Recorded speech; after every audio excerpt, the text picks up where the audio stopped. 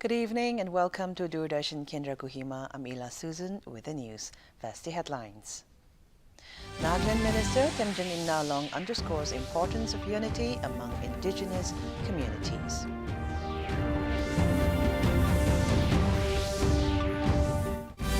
Commissioner and Secretary Nagaland Provinia says ecotourism should also focus on empowering local communities. President Draupadi Murmu says Ayurveda, Yoga and Ayush systems are science of holistic health management. And Prime Minister Narendra Modi embarks on a two-day state visit to Israel.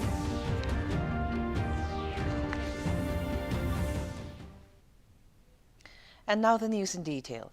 Nagaland Minister for Tourism and Higher Education, Temjin Imnaalong, today underscored the importance of unity among indigenous communities. The minister was speaking at the Sekringi Mini Hornbill Festival 2026 at Sovima Village Council Ground, organized by the Sovima Angami organization and sponsored by the Tourism Department of Nagaland.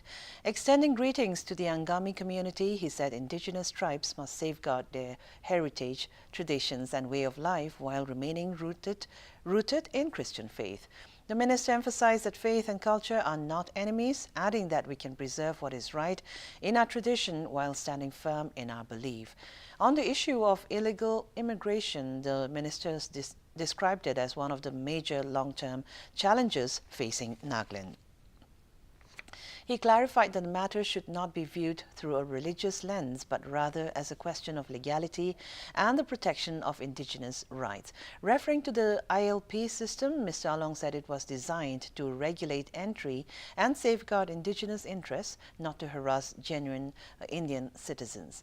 Calling for responsible leadership, the minister urged the citizens to support leaders who promote dialogue, sanity and unity instead of division. Describing Sekringi as a festival of purification, he said its message remains deeply relevant today. The minister called upon Naga communities to purify themselves from suspicion, propaganda and division and instead build stronger bridges of trust. Commissioner and Secretary, Nagaland and Team Leader of Nagaland Empowerment of People through Economic Development, Govimia said today, emphasized that ecotourism should not merely focus on attracting visitors, but on empowering local communities. He said when ecotourism is managed responsibly, it can balance conservation with economic growth while creating sustainable livelihood opportunities. Mr. Miyase was speaking at a two-day state-level workshop on empowering communities through ecotourism, conservation, livelihood and development and sustainable development in Kohima. He said the state is blessed with pristine landscapes, vibrant indigenous cultures and rich biodiversity, offering immense potential for ecotourism rooted in conservation and community participation. The workshop is bringing together policymakers, experts and community representatives to deliberate on strategies for strengthening ecotourism as a model for sustainable development and community resilience in Nagaland. So we don't have big seas and oceans around us. That also is common that we work on coastal area, mangroves and all those things, coral reefs and all those things. It ensures ecotourism becomes a model of sustainability and community resilience. We have brought, like my colleague has mentioned, we have brought in a roster of some tried and tested experts and very, very valuable resource persons into our midst in this event. We are confident that this workshop will generate meaningful discussions, actionable insights, and strong partnerships. Use this opportunity, my friends, dear students, to listen, to learn, and to share. President Draupadi Murmu today said that Ayurveda, yoga and other Ayush systems are not only limited to the treatment of diseases, but it is a science of holistic health management.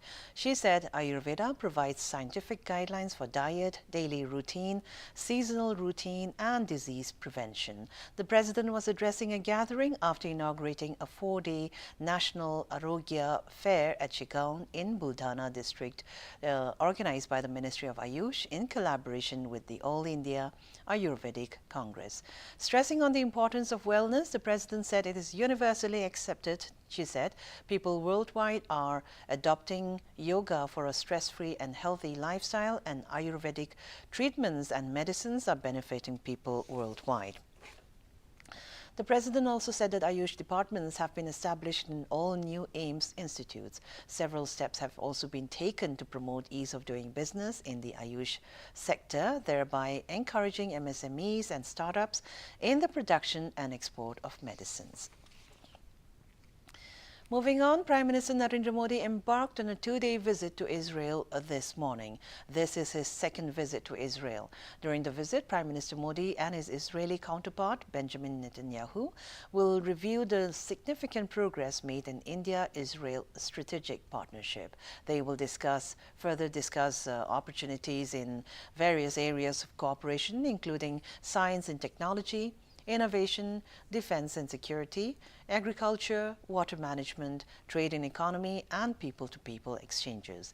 The leaders are also expected to exchange perspectives on regional and global issues of mutual interest. Ahead of his visit, Prime Minister Narendra Modi has expressed hope that his 2-day visit to Israel will further consolidate the enduring bonds between the two countries. 17, and that time he laid down the foundation of our relationship. And now we have reached a stage where we need to take it forward and start a new phase of our strategic relationship. During his visit, he will be having detailed discussions on bilateral issues and regional and global issues with the Prime Minister, Mr. Netanyahu. He will also be meeting the President, Mr. Herzog, and he will be addressing the Knesset, which is their parliament. India and Israel are key defense and security partners. Between 2020 and 24, Israel supplied 13% of India's total arms imports, while India accounted for 34% of Israel's defense exports. An MOU was inked in 2025 to enable sharing of advanced tech and promote co-development and co-production of defense equipments. The two countries are strongly committed to combating terrorism in all its forms and manifestations. On the trade front, India ranks as Israel's second-largest Asian trading partner in merchandise. In financial year 24-25, the 40 Hours Mediation Training Program organized by the Nagaland State Legal Services Authority under the aegis of Mediation and Conciliation Project Committee, MCPC, Supreme Court of India, culminated today at Kohima. Addressing the closing program, Member Secretary, Nagaland State Legal Services Authority, Nico Akami, commended the senior trainers under MCPC, Supreme Court of India, for rendering highly experienced mediation through structured mediation programs and practical techniques. During the 40 hours intensive training, the senior trainers dwelt on the ground rules of mediation, conflict management and resolution, types and processes of alternate dispute resolution, role of lawyers, and communication rules. Also, techniques such as negotiating, bargaining, understanding management, stages of impasse, and mediators' reflection, professional ethics, ethical principles for judicial mediators and advocate mediators, among other topics, were also presented by the trainers. Around 26 mediators spread across 11 districts of Nagaland received completion certificates. And now let's go for a short break. तीनों college में don't worry fees तो देखो क्या हाल है? क्या हुआ? हाँ, fees की टेंशन। राहुल का बैंक अकाउंट तो है ही। रास्ता clear.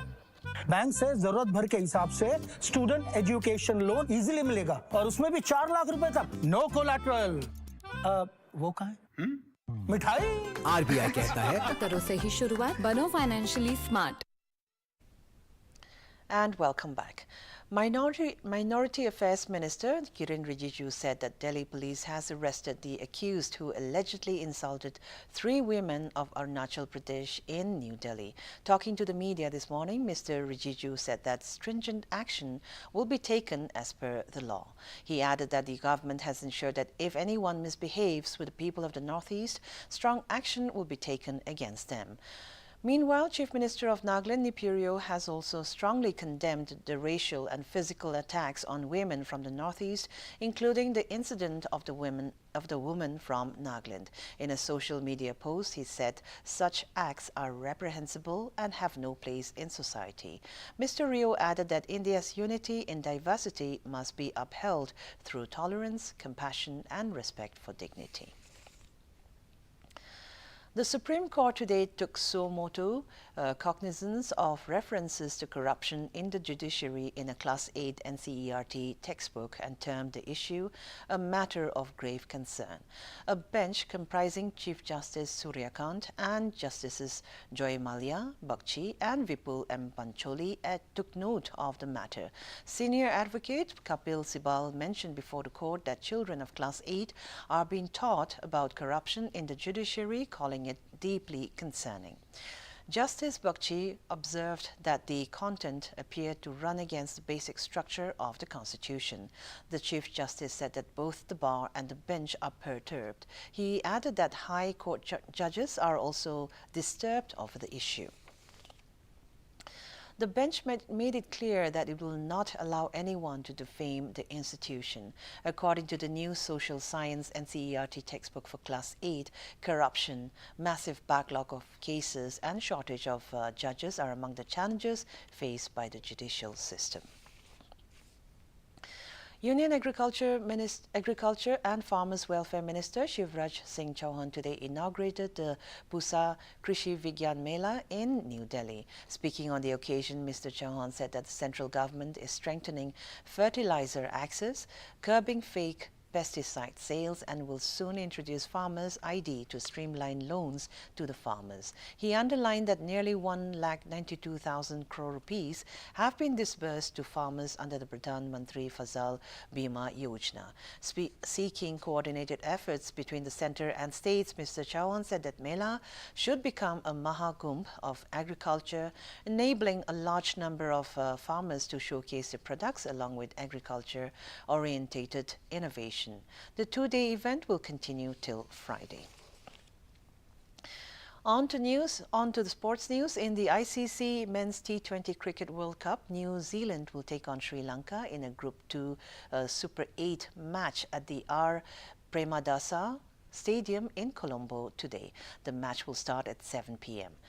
Earlier, England defeated Pakistan by 2 wickets in a Group 2 Super 8 match at the Palekele International Cricket Stadium in Sri Lanka last night.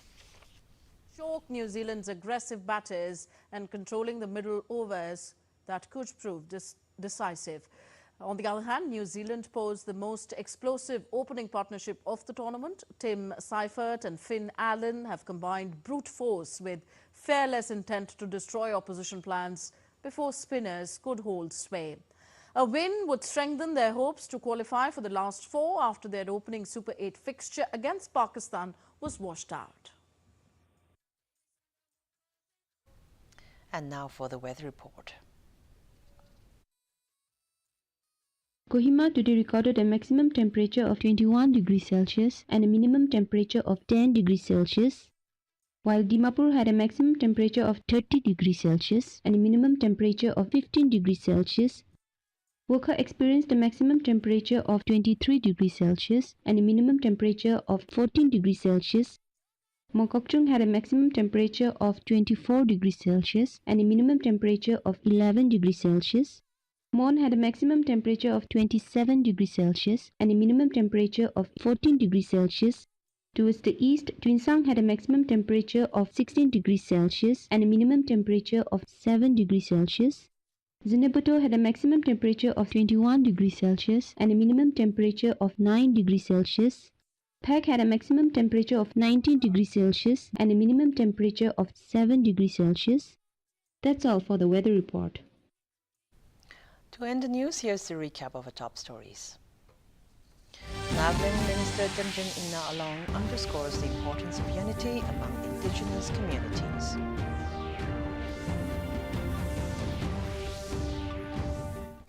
Commissioner and Secretary Nagaland Goviniase says ecotourism should also focus on empowering local communities. President Draupadi Murmu says Ayurveda, Yoga and Ayush systems are science of holistic health management. And Prime Minister Narendra Modi embarks on a 2-day visit to Israel.